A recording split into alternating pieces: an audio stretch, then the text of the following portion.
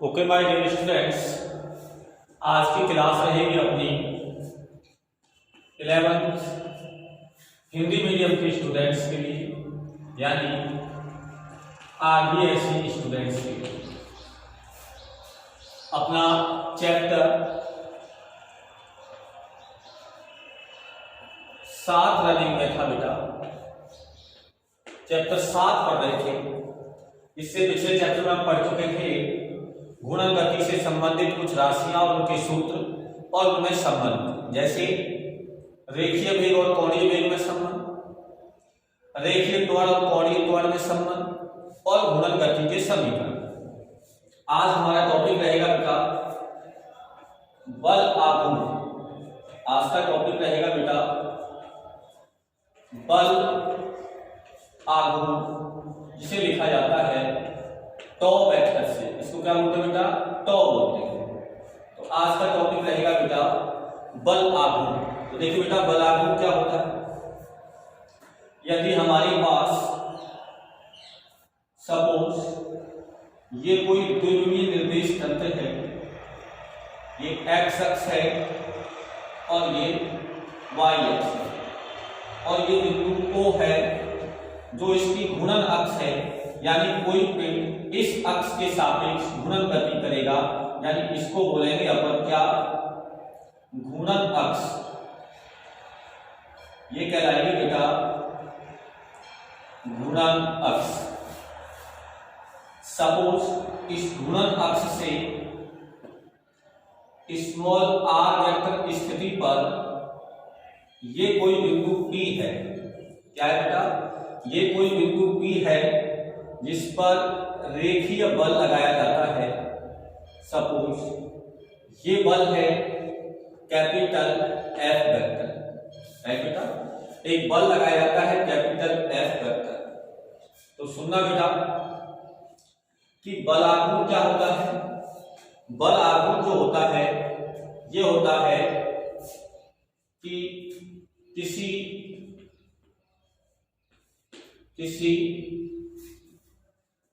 पिंड पर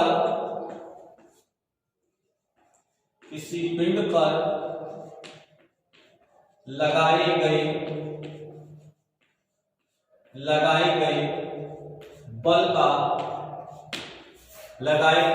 बल का घूर्णन अक्ष के सापेक्ष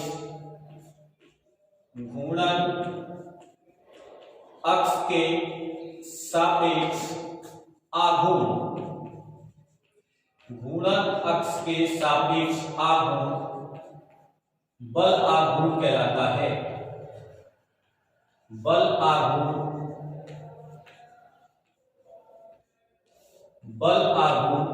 कहलाता है, राइट बेटा? यानी आप ऐसे कह सकते हैं कि बल आघूर्ण बराबर बल का परिमाण इंटू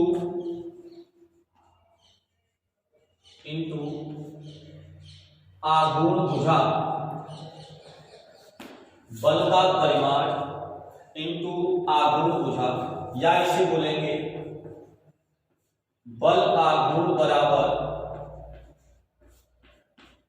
बल का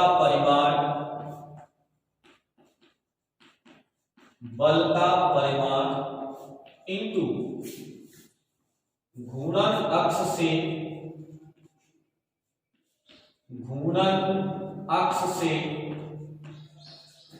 बल की क्रिया रेखा की लंबवत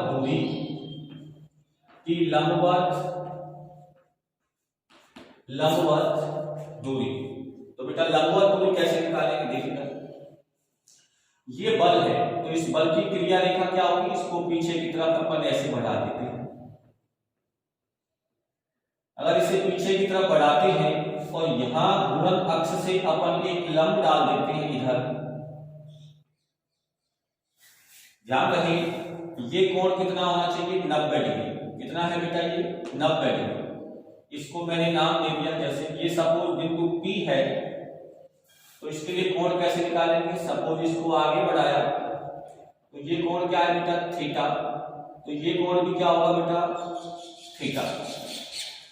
तो यहां से देखो इस बिंदु को M मान लिया, ये थीटा है, ये 90 है, तो ये क्या हो जाएगा बेटा, ये कर्ण हो जाएगा। थीटा के सामने वाली भुजा लंब हो जाएगा, ये आधार हो जाएगी। तो हमें क्या निकालना है बेटा, बल आघूर्ण। ये होगा बेटा टो बराबर बल का परिमाण यानी F गुणा बल की क्रिया रेखा की घूर्णन अक्ष से लंबवत दूरी क्या हो जाएगी बेटा, OM। लंबवत दूरी क्या आ जाएगी बेटा, OM, राइट। या तो सीधा सीधा ये लगने वाला बल और इस लंबवत दूरी का गुणनफल कर देंगे तो बल आपको आ जाएगा। लेकिन अगर आपको ये लंबवत दूरी नहीं पता है, आपको इस बल की घूर्णन अक्ष से क्या पता है बेटा, स्थिति पता है, तो ऐसी स्थिति में क्या करना है, आपको इसका मान निकालना है। तो देखिए यहां से क्या आ जाएगा बेटा, ये देखो OM ये क्या है बेटा, लंब है, क्या दे रखा है आपको, कर्ण दे रखा है। तो लंब बटे कर्ण यानी साइन थीटा, तो साइन थीटा बराबर लंब हो जाएगा OM और कर्ण क्या हो जाएगा बेटा, स्मॉल r। तो यहां से आ जाएगा OM बराबर r साइन थीटा, क्या आ जाएगा, r साइन थीटा। ये मान यहां रखेंगे तो टो बराबर F r साइन थीटा, ऐसे आ जाएगा। तो इस प्रकार ये किसका मान है बेटा, बल आघूर्ण का। यहाँ r क्या है बेटा, ये बिंदु P की किससे स्थिति है, बिंदु O से है। तो अब या तो सीधा बल में इस दूरी का गुणा करो, या अगर स्थिति पता है तो थीटा पता होना चाहिए। कैसे कि टॉ इक्वल टू, अगर इसे लिखना चाहें सदिश रूप में, इसमें बेटा सदिश रूप में इसको लिखना चाहें तो सदिश रूप में होता है बेटा टो वेक्टर बराबर r vector cross f vector. मतलब दो सदिश राशियों का सदिश गुणनफल बराबर मिलता है आपको बल आघूर्ण। ये अपना समीकरण 1 है और यहां से मिल गया आपको tau equal to r vector cross f vector. अब यदि हम ये कहें कि यदि थीटा बराबर 0 डिग्री हो, थीटा बराबर क्या हो 0 डिग्री, अर्थात अगर ये वाला मान, जैसे ये स्थिति r है और बल की दिशा भी इसी दिशा में है, तो ये वस्तु कभी घूमेगी नहीं। थीटा बराबर 0 होने पर टो इक्वल टू आ जाएगा एफ आर साइन 0, और साइन 0 का मान 0 होता है, इसलिए टो बराबर 0 और ये मान होगा मिनिमम, यानी ये बल आघूर्ण का मान सबसे कम होता है और ऐसी स्थिति में वस्तु घूर्णन गति नहीं करेगी, राइट। लेकिन अगर सपोज थीटा बराबर कितना है बेटा 90 डिग्री, यानी अगर ये आपके पास स्थिति है और थीटा का मान आपके पास कितना दे रखा है 90 डिग्री, तो ऐसी कंडीशन में आपको पता होना चाहिए कि बल और घूर्णन अक्ष से लंबवत दूरी किसके बराबर हो जाएगी, इसी r के बराबर। यानी अगर ये बल इसके लंबवत होता तो ऐसी स्थिति में यह दूरी इसके लिए क्या कहलाती बेटा, बल की क्रिया रेखा की, ठीक है ना, ये लंबवत दूरी। तो यहां से आ जाएगा थीटा बराबर 90 डिग्री लिखने पर tau equal to F R sine 90, और साइन 90 का मान 1 होता है, तो tau equal to F R और ये मान होगा बेटा मैक्सिमम। क्या होगा, मैक्सिमम। यदि लगने वाले बल की दिशा उसकी स्थिति के क्या होती है, लंबवत होती है, तो ऐसी स्थिति में बल आघूर्ण का मान बल गुना बल की स्थिति के बराबर आ जाएगा। यानी ये सेम इसी तरह का फॉर्मूला आ जाएगा, क्योंकि यहां जब बल उसकी क्रिया रेखा की क्या होगा 90 डिग्री पर होगा, ये कोण यदि 90 डिग्री पर होगा, तो बल की क्रिया रेखा की उसके घूर्णन अक्ष से लंबवत दूरी क्या हो जाएगी, r हो जाएगी, राइट बेटा। तो ऐसी स्थिति में अभी क्या था, इसकी क्रिया रेखा की लंबवत दूरी कौन सी थी, ये थी। तो ऐसी कंडीशन में बल आघूर्ण का मान क्या होगा, अधिकतम होगा, राइट बेटा। तो ये तो बात थी किसकी बेटा, बल आघूर्ण। अब आते हैं इसके कुछ उदाहरण। बल आघूर्ण के उदाहरण देखिए, पानी चलाने के लिए, पानी निकालने के लिए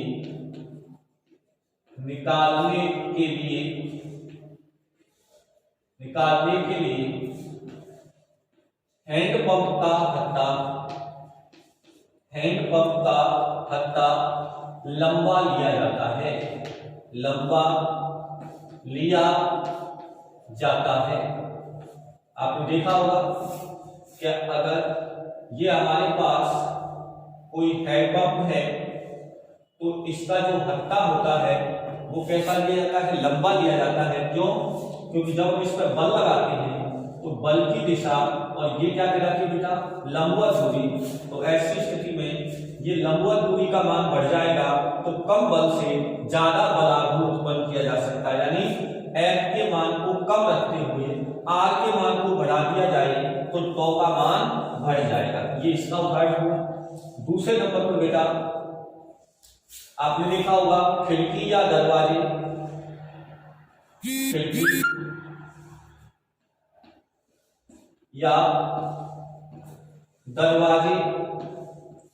खिड़की या दरवाजे के हत्थे उनके कब्जे जो होते हैं, कब्जों से दूर लिए जाते हैं। आपने देखा होगा कि अगर ये आपके पास कोई दरवाजा है जो इन कब्जों पर घूमता है तो इसके जो हत्थे होते हैं वो कहाँ लिए जाते हैं, दूर लिए जाते हैं। क्योंकि आप जब इस पर बल लगाओगे तो बल की दिशा ये होगी और ये क्या होगी बेटा, लंबवत दूरी होगी। तो लंबवत दूरी बढ़ाने से कम बल से इसे आसानी से खोला जा सकता है। तो ये किसका उदाहरण हो गया, बल आघूर्ण का। तीसरा आप कह सकते हैं कि जो पेचकस होता है, पेचकस का हत्था चौड़ा लिया जाता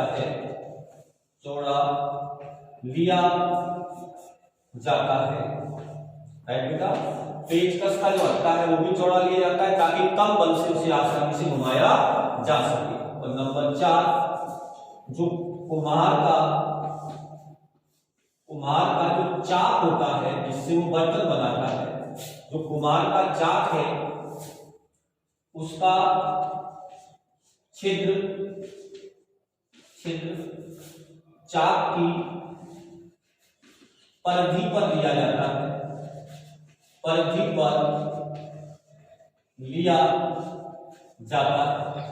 कैसे बेटा, अगर ये चाक है जो कि यहाँ मध्य में इसकी घूर्णन अक्ष है, इस पर घूमता है। अगर आप यहाँ ले लोगे तो यहाँ जब आप बल लगाओगे बेटा तो इसके मध्य की दूरी कम होने से आपको ज्यादा बल लगाना पड़ेगा। इसलिए उस छिद्र को कहाँ लिया जाता है, उसकी परिधि पर लिया जाता है। तो यहाँ डंडा लगा करके उसे आसानी से वो घुमा सकता है, इसके द्वारा कम बल से। क्यों? क्योंकि उसकी जो आघूर्ण भुजा है उसका मान, आघूर्ण भुजा का मान क्या हो जाता है बेटा, बढ़ जाता है। तो जो आघूर्ण भुजा होती है जिसे हम क्या कहते हैं, बल की क्रिया रेखा के लंबवत दूरी, ये बढ़ जाती है। इस कारण उसे बड़ी आसानी से घुमाया जा सकता है। तो ये बात थी बेटा किसकी, बल आघूर्ण और उसके उदाहरणों की। इसके बाद बारी आती है अपनी रेखीय संवेग की। इसकी आएगी बेटा रेखीय संवेग और कोणीय संवेग। तो आज क्योंकि रेखीय तो हम पहले पढ़ चुके हैं जब हमने तीसरे और चौथे चैप्टर पढ़े थे। आज हम बात करेंगे किसकी बेटा, या देखिए अब हम बात कर रहे हैं किसकी, कोणीय संवेग की। कोणीय संवेग इसे लिखा जाता है बेटा एल वेक्टर से, इसे बेटा एल वेक्टर से। अच्छा एक बार और देखो इधर कि जो बल आघूर्ण है, बल आघूर्ण या आपने लिखा टॉ इक्वल टू आर एफ। तो बेटा इसका मात्रक क्या आएगा बेटा, इसका मात्रक वही होगा जो RF का मात्रक होगा, तो R और F का मात्रक, तो बेटा F बल का मात्रक क्या होता है, न्यूटन, और R यानी दूरी का मात्रक क्या होता है, मीटर। तो इसका मात्रक होता है बेटा न्यूटन इंटू मीटर, राइट। इसका मात्रक क्या होता है, न्यूटन इंटू मीटर। और इसकी विमा लिखनी हो बेटा, तो अगर इसकी विमा लिखनी है तो न्यूटन क्या होता है बेटा, F बराबर ma, तो बल का मात्रक होता है किलोग्राम इंटू मीटर प्रति सेकंड स्क्वायर, और इसका क्या है बेटा, मीटर, राइट बेटा। तो यहां से आ जाएगा ये kilogram into metre, metre square second की पावर -2, तो इसकी विमा आएगी बेटा m1L2 T-2। ये इसकी क्या है बेटा, विमा है। इसकी बेटा बल आघूर्ण की, ये तो की विमा है, और ये बेटा तो का मात्रक है। तो बल आघूर्ण का मात्रक न्यूटन इंटू मीटर, और इसकी विमा m1L2 T-2 है, राइट बेटा। अब जो है कोणीय संवेग, तो ये बेटा थोड़ा सा बड़ा पड़ेगा, इसलिए अपना वीडियो थोड़ा लंबा हो जाएगा। इसलिए आज की इस क्लास में अपन ने सीखा बल आघूर्ण। तो आज के लिए बेटा इतना ही, धन्यवाद।